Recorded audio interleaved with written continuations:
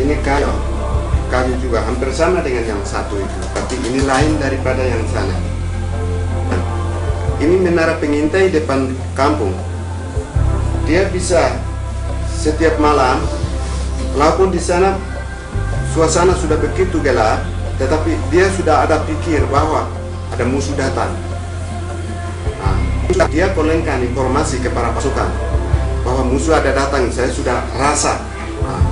Dia pergi lari keliling waspada sampai dia sudah datang. Musuh juga kalau dia tidur tidak rasa bahwa musuh ada datang mau serang, itu pasti akan gugur di pihak ini. Ini pengintai musuh di sekitar kampung itu atau di depan rumah. Kan api di tempat yang tidak ada api, maka mereka bawa cari tali kayu, kemudian dialah dengan rumput-rumput dan kering, kemudian ditarik-tarik lama menjadi warekma. Setiap suku, setiap keluarga di Dani di mana ada orang meninggal, dia tidak hanya salam bahwa salam neak itu kepunakan.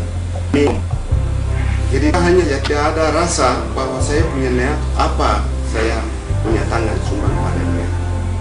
Jadi pada suatu waktu dia punya orang meninggal dalam keluarga itu yang mana dia biasa sebutkan harus, tidak boleh tidak, harus sumbang satu-satu ekor. Jadi ini dia mengantar sumbangan babi ke orang mati. Cekrek Idaryowo. Cekrek Idaryowo ini kita gambarkan cara melahirkan anak, ibu melahirkan anak. Di belakang ibu yang sedang melahirkan anak ini, di belakangnya ada pembantu bidan anak. Jadi dengan melahirkan, pergi bantu, minta bantuan kepadanya, dia datang, dia dengan cara bagaimana digesek suatu tali pisang, kulit pisang, kemudian digesek-gesek sini, didorong-dorong sampai dia bisa melahirkan anak. Itu kalau tidak ada hal-hal lain, dia punya suami kalau dia sudah tidak pernah menyelewengkan suami. Kalau banyak kali suami punya nasihat, suami punya mau tidak turuti baik, pasti terjadi apa-apa. Jadi tidak langsung melahirkan, pasti menderita itu selama beberapa hari. Akhirnya dalam kesempatan ini baru dia bisa mengaku. Dia mengaku salah dosa dia. Akhirnya si pembantu atau bidang alam ini dia datang membantu melahirkan.